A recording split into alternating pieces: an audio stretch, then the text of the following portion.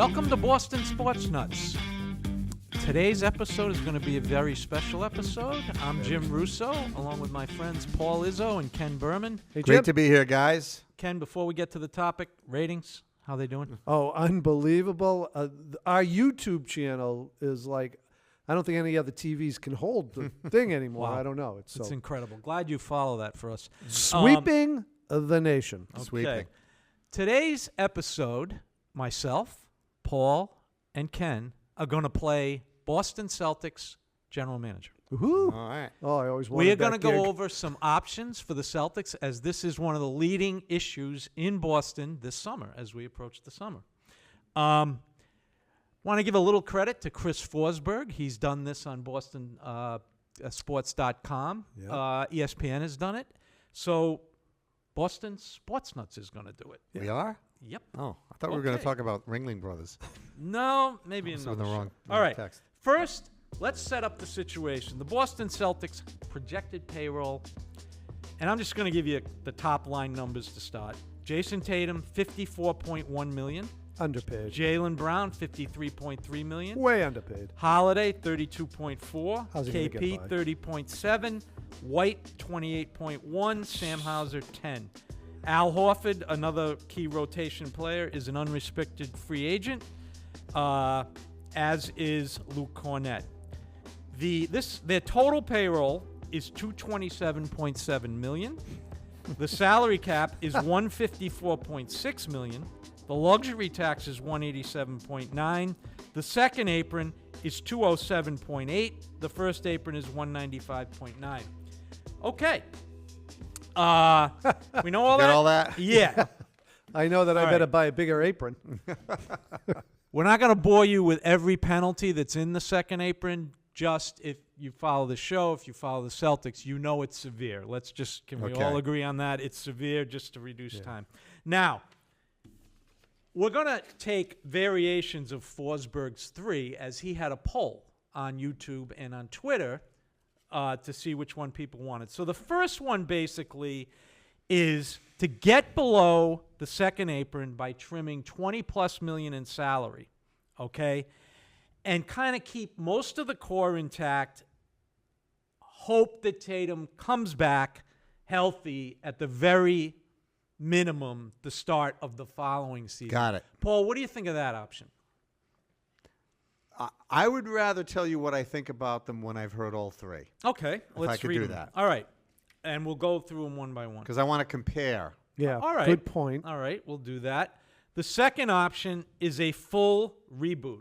This would require trimming $40 million in salary to get under the luxury tax. Okay, this would be dismantling. Again, credit to Chris Forsberg. We're basically taking his examples.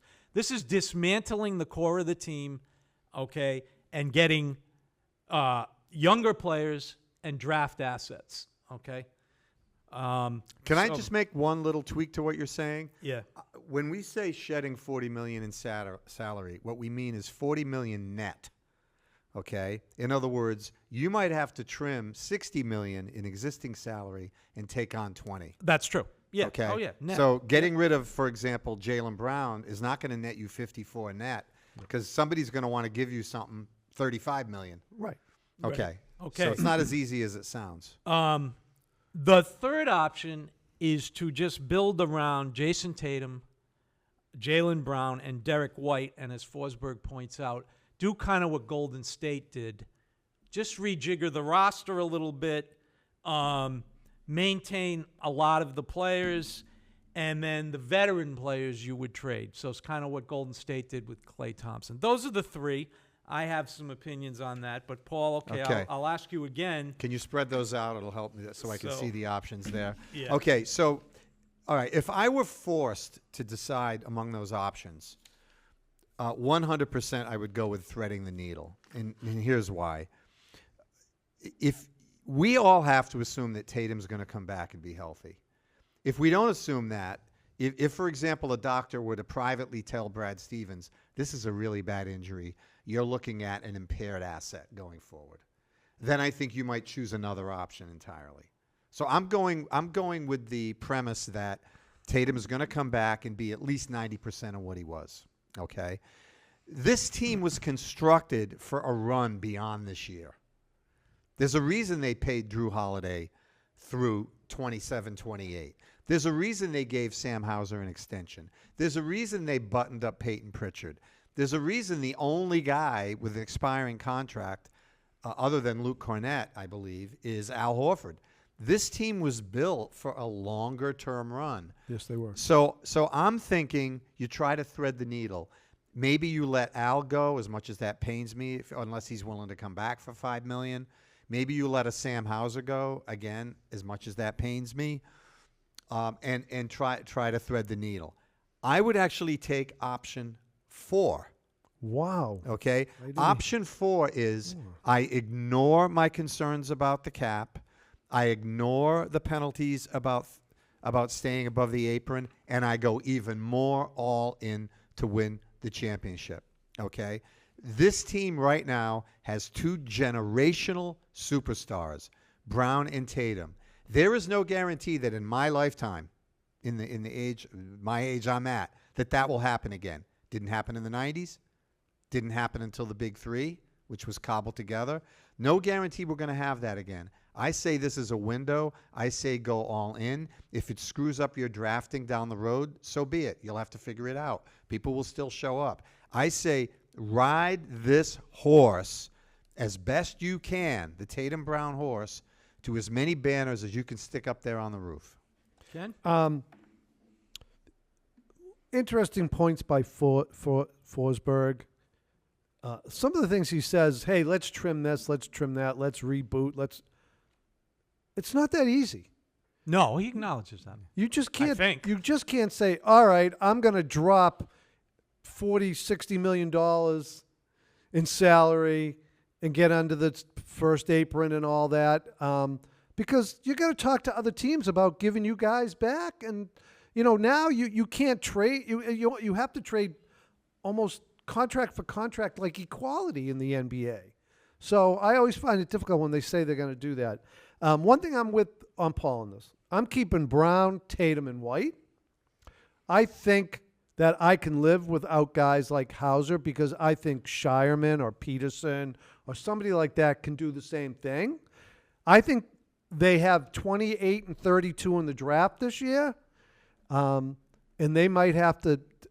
They have to get a couple of guys who can play, and hope Jordan Walsh is better next year. But I think they got to keep the 3 studs together. So when Tatum gets back, those 3 are intact, and hopefully these other guys are good role players still under early contracts, because I think that's the only way you can sort of keep this going. As much as I like Porzingis, I don't know what's going to happen there because he's just never healthy. But you can't trade him now because you're not going to get anything for him.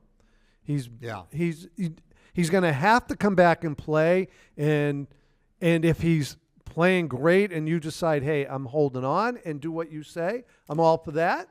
If it just looks like he can't, you're going to have to get something for him at some point. I don't know what. He's just such an enigma for this team.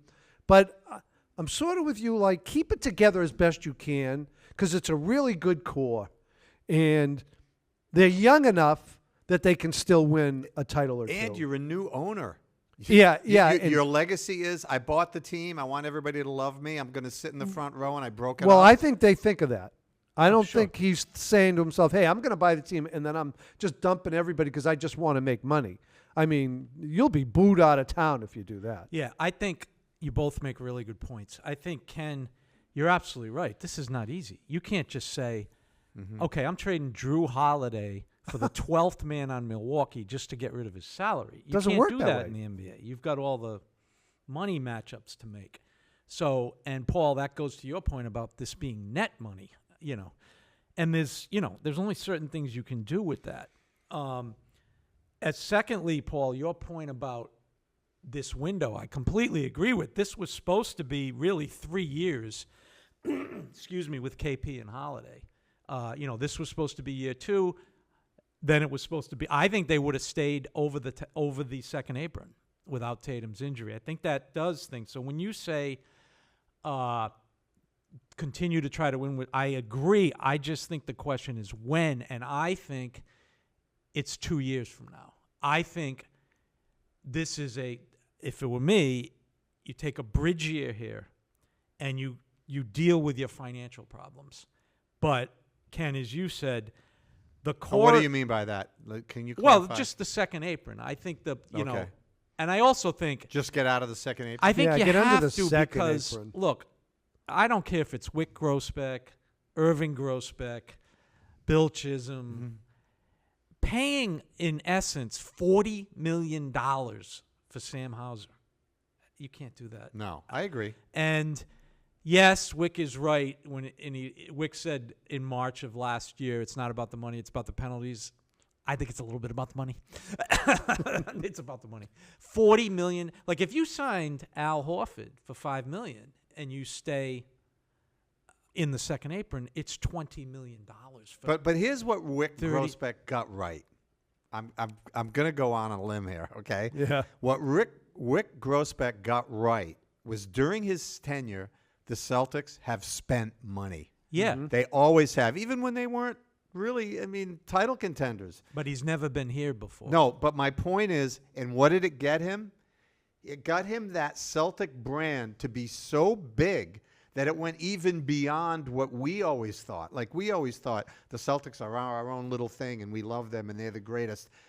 HBO is willing to finance a 9-part, or Netflix, I forget which one it was, HBO, is willing to help finance a 9-part documentary about the Celtics, and they're now for sale for close to $7 billion.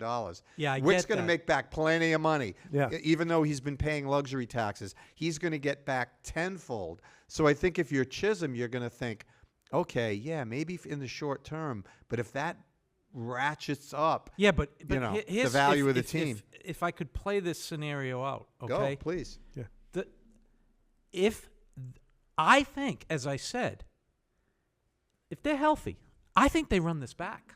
I really do. I think they take another year in the second apron, incur all these penalties, and try to win a title. But you can't be in the second apron losing the semifinals of the Eastern Conference, and then next year without Tatum, 45 wins? No. But what if you do what I said and try to get Giannis? If you let me finish, you didn't mention that yet on the air. You only said it. So let me finish. So to me, what you do with a willingness to get back in the second apron is you build for 2 years. Okay, so you keep the core, as Ken said. You take this year, maybe you do, who we all like, Sam Hauser. He's a great shooter. He shoots. Maybe you try to get rid of, unfortunately, I think it's almost a lock that Drew Holiday is gone. The problem with KP, Ken, to me, is twofold. One, he's an unrestricted free agent in the year that I want to shoot for. And two, like you said, what are we going to get for him? Nothing so, now. let's talk about two key factors with KP. Eurobasket, which is a European prestigious basketball tournament held in August this year. He wants to play for Latvia. That's going to be key for his future. Never mind the Celtics' future. It's going to be teams like, am I willing to spend $30 million or more? Let's see how he plays. And two, the trade deadline. Because you may have to keep KP for half a year and then some team that's on the verge and needs a big man. The other thing is, with KP, I don't know who replaces him. You need a center. I mean, I know it's guard down. Cornette's going to get paid. Yep, and Cornette is going to get paid. So they're going to have to make a decision, to me, is do we ride out Cornette or do we ride out KP? To me, when Tatum comes back, you go back all in, okay? You go back, and you're willing to go to the second apron. There's a lot of financial benefits from winning. And you put that team together because, yeah, we went through all those years after Bias died and Bird McHale retired until even when we got Paul Pierce, we didn't win for a long time. So I say you shoot for that year, keep the big three, and I think they're almost the big three, and build around them for a year where you go all in again. So here's what I do about the center position, okay? You get Porzingis healthy. You get him playing again. Unfortunately, you let Cornette go, and I let Cater be that backup because Cater is still on a cheap. Yes. And Cornette has to go as much as I like him. Extra value. Paul. Oh my God, I'm gonna hate to lose him. He's on the verge of becoming a really solid NBA player. Right, and he's going to go somewhere else to make his money because we can't pay him. And I think Cater's close enough with another year under his belt. $2.3 million, by the way. And that's what I would do at that position and hope that Porzingis comes back. And if he plays really good, I don't trade him at the deadline, and I do what you say. I keep him so that he's there the next year when Tatum comes back. I think the Celtics, a lot of this, we could talk about this for hours, depends on KP's health. If you know that he is the KP that we saw come into a playoff game 2 years ago and play like Kareem Abdul-Jabbar for 10 minutes. If you got some version of a healthy KP, even with a diminished Tatum in the postseason, you're going to make a run. Okay? Yeah. Because we don't know that about him, that's a real problem for the Celtics. That's the other problem the Celtics had, and we've talked about this off air, is they don't really have any young players to get excited about. I'm not a Jordan Walsh fan. I haven't seen the offense from him. Is he a good defender? Yes, but he's not a lockdown defender. He's not a three-point shooter. He's kind of an awkward tweener type. Shireman didn't blow anybody away. Peterson hasn't blown anybody away. I think Shireman has the best chance. Well, I think with Shireman being the last pick in the draft, I believe, the second half of the season, he at least showed us the progress that we'd like to see from a player like that who's playing on a team where he can't get regular minutes. No. The team's too good. No, but Jordan Walsh did not show us that. But if you remember Pritchard's rookie season, he had a good rookie season. You're like, hey, wait a minute, we got something here. Yep. I haven't seen that from any of those guys. But he got minutes. Right, Shireman no, but he earned those minutes is the point. Well, I don't see Shireman beating out anyone in the top 8. Right, so if you look at, like, you say, well, boy, too bad they didn't keep Aaron Nesmith. He's going to get paid. Right. He's not young enough to think he would have been the guy. So they got two issues. One is the uncertainty about Porzingis. And the other is they don't have any young players that are cheap. I want to get to something that we haven't talked about. Well, let me say about Porzingis one more thing. We've talked about this. You and I have had many discussions on the phone about how the NBA just doesn't recognize his injury when he's hurt. Porzingis, to me, is what makes this team special. Brown, great player. Tatum, great player. White, great player. Porzingis is what makes it special. He put them over the top to me.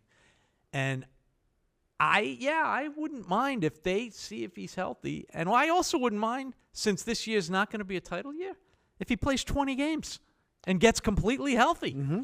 So, yeah. That's a good point. Yeah. Can we bounce around for a few minutes? Yeah, let's talk about some other ideas. The blow-up option. Okay, suppose Chisholm comes in and we're the 3 general managers and he says, you know what, I didn't want to blow it up because it would look bad, but between us, confidentiality agreements all signed, fellas? Yep. Okay. This is the year to do it because Tatum gives us the ability to do it. We have reports that he'll never be the same. Brown is at his peak. White is at his peak. Holiday is a good defender that a team like Houston or Denver or somebody may take a look at. Let's blow this up. Let's save some money. Let's start the future rebuild. What would that look like, do you think, Jim? I don't think any way they could get rid of Tatum and Brown. I just, all that stuff you talked about, the brand and all that, this city. All right, but I'm asking you as an owner, I'm instructing you to go the blow-up route just to have it on the table for a couple minutes. If you want me to do that, after my resignation letter, I would trade Jaylen Brown for as high a pick as I could possibly get. You know, Jeff Goodman has speculated that San Antonio would do it for the number 2 pick, which would be Dylan Harper, who's a very good young player. He's not Flag. Dallas won't do it for Flag, to me. No way. So you get Dylan Harper. You build around Jason Tatum, because there's no way you can trade. I mean, even in a hypothetical, you build around Jason Tatum, Harper, and your own pick in this coming season, which hopefully is a lottery pick if you want to blow it up. Mm-hmm. And you would get rid of KP and Holiday and Hauser. That's what I think you do. What about a team that has a star player who's still very good, but he's not happy? Giannis being a good example. some kind of package Brown for Giannis. Doesn't save you money, but it takes you in a different direction. Well, that's not blowing it up. I agree. Yeah, That's a totally different direction. Brown for Giannis, I think there's a Ken. You want to? I don't want to steal your thunder there. What did you point out off the air? Well, the problem with Giannis and Tatum on the same team at some point is Giannis is more ball dominant than Jason Tatum. So I just can't. I don't know. Maybe they could make it work, some coaching greatness or something, but that's two guys that have to have the ball all the time. Giannis brings the ball up for the Bucks. Well, when Lillard got hurt, he's now the point guard. Yeah, he played point. Yeah. But he's ball dominant. I mean, he's right up there with Doncic. Yeah, I think that's a move you would consider if Tatum didn't get hurt, because Giannis is 32, I believe. Mm-hmm. So now you're talking about, okay, we can't win it this year. Giannis can't win it on his own. Nobody can. You're giving up 4 years. So Brown's 28. Right. You're giving up 4 years, and now when Tatum comes back, he could be turning 34. Yeah. The other challenge about acquiring Giannis is you need to figure out what you're going to do with KP. Yeah. Yeah. Yeah, because Giannis is another max player. Yeah. I mean, he's a great, great player. But I don't think I'd do that for the same reason that the Celtics, if it was available, did not trade Brown for Durant. Mm-hmm. Well, I think it's worth bringing up, though. Oh, sure it is. Oh, absolutely. Because you see it all over the place. It's all over social thing media. about Yeah, it is. You pointed this out the first time you spoke. Brown and Tatum, they match up age-wise. They've now proven they can play together. And They've won together. They've won. And, we're about to get our, 7th different NBA champion in the last 7 years? Yep. So, the days where the Celtics and the Lakers win, whatever it was in that time period, 6 out of 7, 5 out of whatever it was. Those they days, won 8 in the 80s. Right? Did they win? All right, 8. I mean, I don't think that's happening again. There's too many good players. We talk about it on our show. In the 80s, 2, maybe 3, we thought had a shot to win it when we were watching that 80s. 90s. Only the Bulls and 90s, Yeah. Bulls and and the Pistons. maybe. Houston. 3 teams. So now when we did our NBA, playoffs at the beginning, we talked about several teams that could win. 5 maybe. So, winning a title is a big deal. It's not, there's no taint off it because you lost this year, with the injury. So I say stick with Brown and Tatum. I wouldn't trade him for Giannis. No. Okay. All Yeah. right. No. That's the final word. So- We're all resigning. The owners came. I've heard Bill Chisholm. By the way, since this whole Celtics thing has come up, I've heard everything on the radio from now's the time to trade Tatum. And someone said to him, who's going to take a guy who's having I think major-" somebody would take him. Really? I don't think that's the reason not to do it. Well, you want to talk about that? Yeah, go ahead. Let's use a comp that we've used on his injury.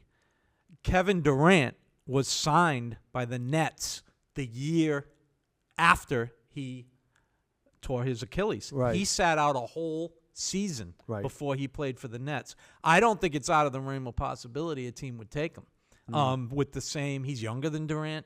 Durant came back pretty good. Didn't work out with the Nets, but that's another issue. Or the Suns. Yeah, right.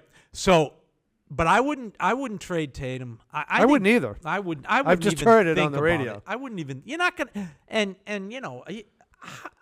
he's See, he's one of the top 5 players. What are you gonna get that match his ability? I'm just going to go back to what I think is the best thing for them, in my opinion. They got to find players who can fill roles that aren't making a lot of money right now and keep the core. Well, honestly, Ken, they have a few of those. I think They're just so over the cap that every dollar is killing them. Right. So somebody is going to have to go. I'm probably with you, Jim. They're going to probably try to move Holiday. Yeah. It's a big number. By the way, I guess Pritchard's a good deal, but is he untouchable? He's not untouchable, but why? I don't know why you would trade him at $7.2 million a year. I mean, Well, because he's 7.2 is really 35. Yeah, but he's or a whatever. good player. Well, I think Pritchard's going to get a lot more playing time next year. I mean, He might Well, especially start. if Holiday the goes. ball. He might start. Right, especially if Right. Holiday. Yeah. But I think you're right. They're going to try to trade Holiday. And I love Holiday, but we saw a drop-off Yes. this year. Yes. And if it's Pritchard who steps in and plays, I'm okay with that. Well, we better Yeah. hope that drop-off was injury-related, because if it was a drop-off, you're not going to get anything for him. Yeah. Right. If No, the I NBA, agree. Right. And I think Holiday's another one that But I do think Shireman can take over the Hauser they're role. going to try to trade him before the season, in my opinion. But they may have to wait till the deadline. Yeah. The other thing about reducing payroll in the NBA, and I don't pretend to be an expert, but you can't trade a guy making $34 million for nothing. Right. can't. Usually what happens is you trade a guy who's got 3 years at $34 million for a guy who's making $34 million for 1 year. And then his contract expires. Well, that helps you in year 2 and 3, but it doesn't help you right away. Exactly. So if the Celtics are really committed to reducing payroll, it'll have to be like the Red Sox, which took 5 years.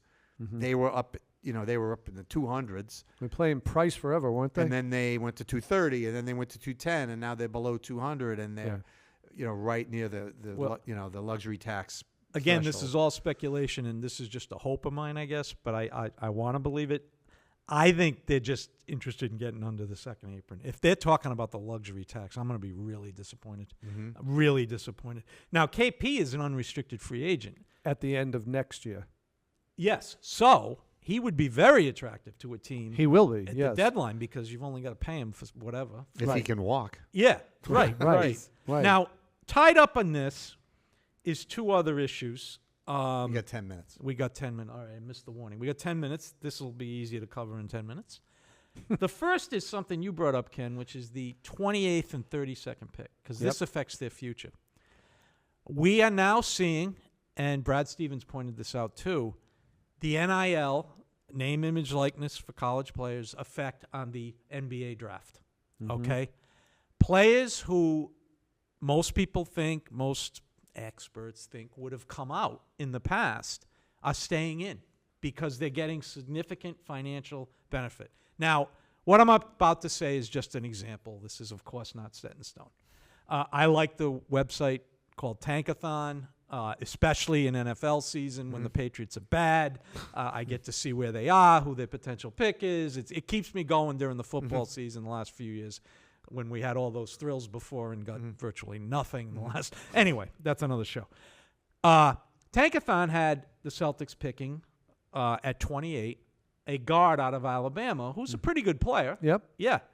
He's now going back to school. Now, take a few of those guys.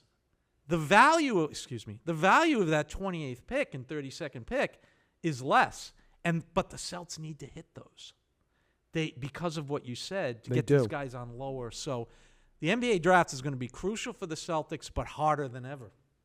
My understanding is that the number of players that have declared for the draft has dropped precipitously. Yes. Like 50% or more. Like a huge drop off. Well, especially at the back end of the guys who they're told are going to be after 15 probably. Right. The good news, for some of these guys, that's all the money they're ever going to make. Correct. If you make $3 or $4 million playing for Alabama, Birmingham, that sets you up for life if you're smart.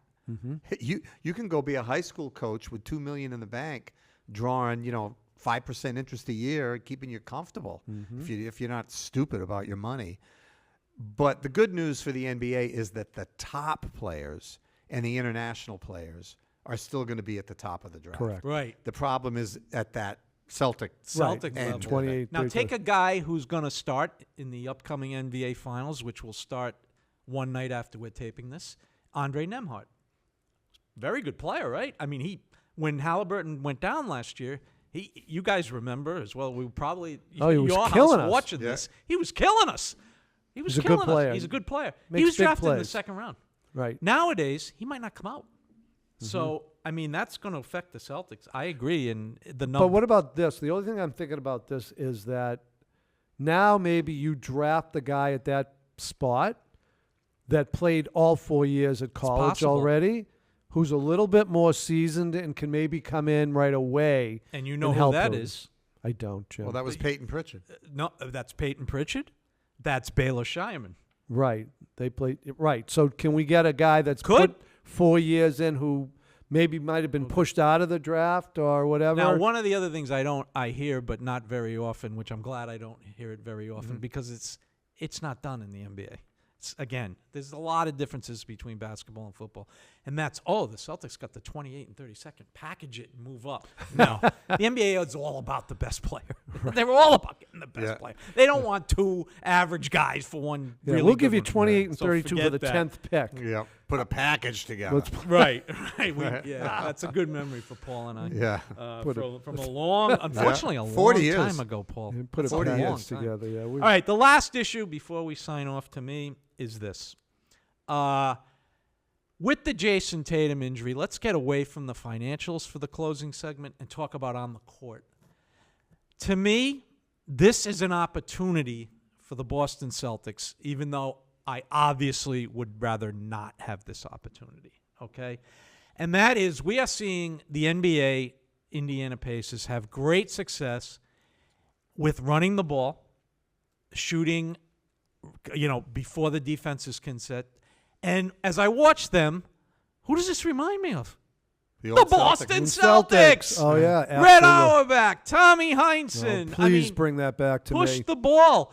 Move without the ball. John Havlicek, Dave Cowens, all these great players. The Celtics, fast break. I mean, after the 16th title, Tommy said 14 of these have been won fast break. When Tiny left, they kind of went, all right. Is this an opportunity for them to revamp their offense a little bit? You got the guy that brings the ball up 50% of the time out. Mm-hmm. And then maybe when he comes back, we're better. I think it's an opportunity. It's an opportunity. I'm not sure they have the players for that style of offense, particularly if you're talking about, bringing back Al or bringing back KP or, Pritchard or Brown.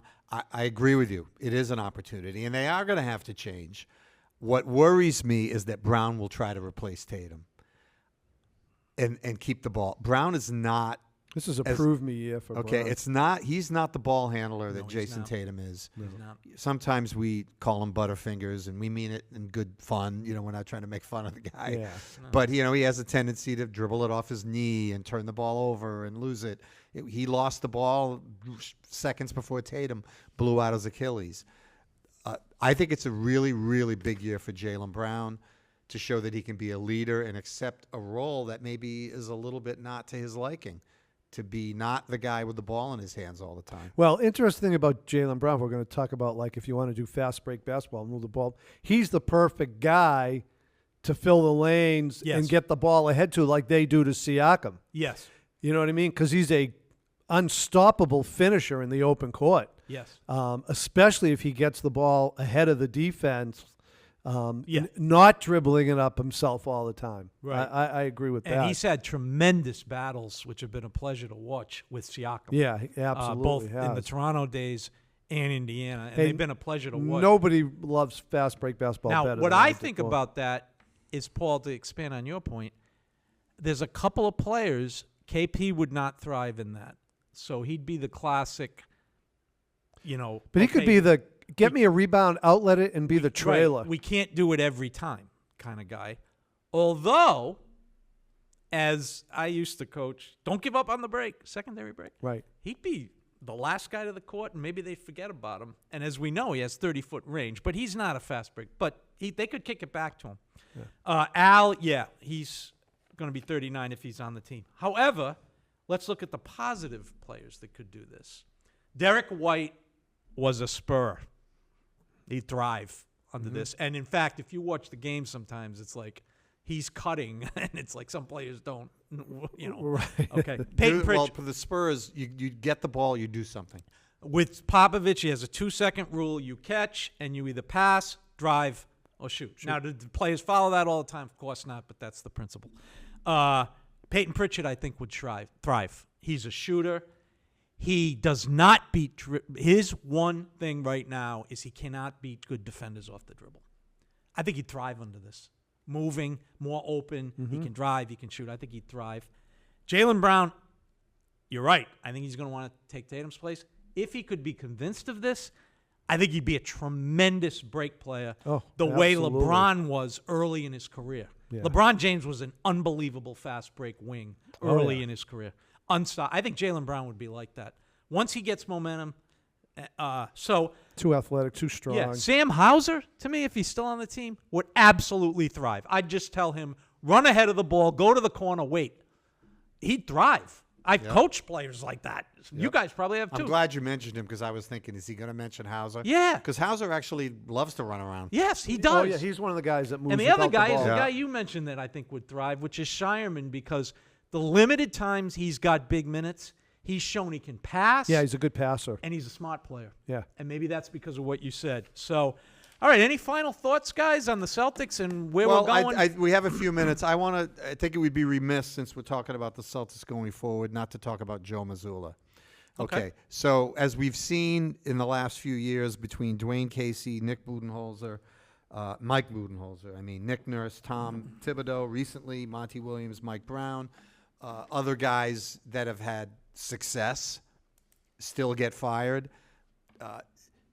Ken, I'll start with you. Is Mazzulla on the hot seat at all, or does this Tatum development say to the Celtics, let's see what he does with this? Yeah, I think we're at that point right now. I don't see him on the hot seat right now. Now, I am a so-so Mazzulla fan. I'm not a big fan because of the non-movement that we were just talking about, and because of they don't run enough fast breaks, they don't get enough easy baskets. But I don't hate him because they've won a championship and they've won 60 games 2 years in a row, so he's doing something right. Mm-hmm. I don't think he's on the hot seat now, though. Okay. If you're going to talk about Mazzulla, all right. First of all, this is like throwing red meat. As I said on another show that will probably be aired before this one, in the NBA, there's two reasons a coach gets fired: results and the best player doesn't like him. Okay, one of those things have to occur in most cases, and in most of those cases, they did. Okay, Budenholzer had a problem, I believe, with Giannis. Absolutely. Okay? Yeah. So we could go down that list, and you'd probably see it. The other guys had results problems. Lots of guys had results problems. They had results problems. So, second, Joe Mazzulla has incredible results, both his winning percentage in his 3 regular seasons and his playoffs. His playoffs are Eastern Conference Finals, best player gets hurt on the first play in a 7th game. NBA championship with a 16-3 record in the playoffs.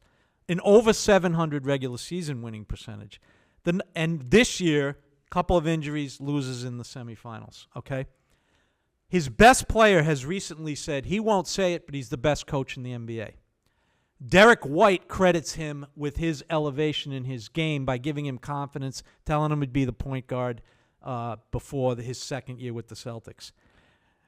These results, the way the players, his best player, like him, there is no way he is on the hot seat as of this moment. Now, the points you brought up, this is what happens when the results are good. People that don't like the guy, this happened in New York with Tibbs. They got to go to something else, okay? It's like, oh, he's not winning. Oh, wait a minute, he is winning. He got us farther than we ever got. So you know what? He's not creative enough on his offense. That's what one guy said. He's not creative enough. He was creative enough to beat the Celtics. So, look, do I like everything Joe did? No, I'd prefer more movement. But the winning and the players, there's no way he's on the hot seat, nor would I fire him. Now, right now, if they go 38 and whatever that is, I can't do the math, 42. Yeah. Yeah. Okay. Yeah, even without Tatum. Let's say they go 38 and 42. It's a big year for him, too, because now he's got his best player down. And show me what you can do. I hope the people don't expect the bar to be as high as it's been, but if he gets them to 45, 50 wins, that's a great year. I think it's naive to think he's not on the hot seat, and I'll tell you why. Number one, if I'm on the board of directors of the Celtics, I'm saying this guy's never coached a team that wasn't completely stacked by ownership. Okay? He's had Wait a minute, are you talking long-term or today? I'm talking about coming up into this season. I think he's going to, not on a hot seat, but they're going to be looking. Oh, I agree with Number one, this is an opportunity for him to show that he can elevate a team that doesn't have a top 5 player in the league, which is not easy to do. So if he has a very successful year without Tatum, that will tend to stifle the critics who don't like him. My problems with Mazzulla, I've said many times. Number one, I agree with this cliche. I don't often see a plan B. Okay, I think a good NBA coach needs to have a plan B. Running it out each night and throwing up 53s seems to be his offensive strategy. And I don't like the way he treats the media, which I think over the time Again, is away from the results. And by the way, he took 6 threes and a half against Indiana. So there had to be something different. One time. The Jim. whole Come on. series. No, that was One time. Orlando. Orlando, the whole One series they time. shot less One threes. time. Yeah. Okay. Well, The whole series they shot less threes. And Paul, define success for this year, because if people are going to define it as Eastern Conference Finals, no way. Nobody these days is going to do something like that without their best player and probably Holiday gone and Porzingis maybe gone. Okay. That's not going to happen. Okay. I'm a naivete alert here because he absolutely is on the hot seat. In addition to the 6 coaches of the year that I mentioned, Denver fired his coach. Who had a problem with the players? But that's what. But you just said that when they don't like the player, they come up. When they don't like the coach for whatever reason, they come up with a story like, "Oh, he didn't get along with this player. He didn't get along with that player." How do we know those things are legit? What I'm saying. You think he's getting fired if Jokic wants him? What I'm saying in this league? What I'm saying. Paul, you talk about naive, Jim. What I'm sorry. saying as an objective fact that I know is that 7 of the most successful coaches in the last 8 years in the NBA have been fired. And Ken will tell you. Give me the list. You've said this. Give me the list. I'll go down the Jim list. needs the list. Give me the list. Jim, no, because we're running out of time. I will We got stipulate. time. It's no, our show. I will stipulate that they all had reasons to be fired. That had nothing to do with other stuff like Joe's not good with the media. Come on. Now, if you're You think he's good with the media? You think they don't care about that? I don't think he's great, but they care about winning, thank God. Right, and you don't think that there's reason to criticize Joe Mazzulla as a coach? You don't think that If he wins, I don't care. He's not Bill Belichick. But they had a stacked team for 3 years. He won 1 title, which Wait a minute. Jim, I'm grateful for that title. I'm grateful for the success they had. But you're not disappointed in the way they performed in the postseason? This year? Tatum, the first 2 games, yes. And Tatum was hurt when they were on the heels of going down Yes, 3 I games was. to 1. Yeah, they were Yes, losing I that was. game anyway. Don't I tell was. me they lost that series because Tatum No, got hurt. they did not. Okay. Right. And don't tell me that it was all about Porzingis because the year before they had him very little and they won the title. But the Knicks were completely healthy this year. Brunson didn't play in some of the playoff games. Robinson was hurt. Okay. You got to look at each situation. I'll Now- look at this situation. Now, if you're Mazzulla telling me does not have a great year with a team without Tatum, he is absolutely that's on the hot seat. okay. We agree. That's why Yeah, I I agree asked you. I asked you, are you talking now or are you talking this season? Now he is not. He goes 35 and whatever. We are on the same page. Oh, yeah. He has to prove something this year. But that means right now he's sitting there thinking, how am I going to get to 45 wins? Yes, the So we're owner's talking thinking. semantics The here. owner is thinking, yeah, I'm thinking about him. He's got to do good right from the get-go. I'll agree with I that. don't. Right from All right, the good. We're get-go, in agreement. I think it's the whole season. They're not going to go, oh, by the way, the Pacers. Well, they're not Rick going to let him go Carlisle- during the year. Rick I Carlisle don't was think. 10 and 15 this year. Right. And now he's a genius because he's made the finals and he's probably going to get beat, so he's going to lose his genius status, okay? Joe Mazzulla is not going to get fired if he goes 10 for 15.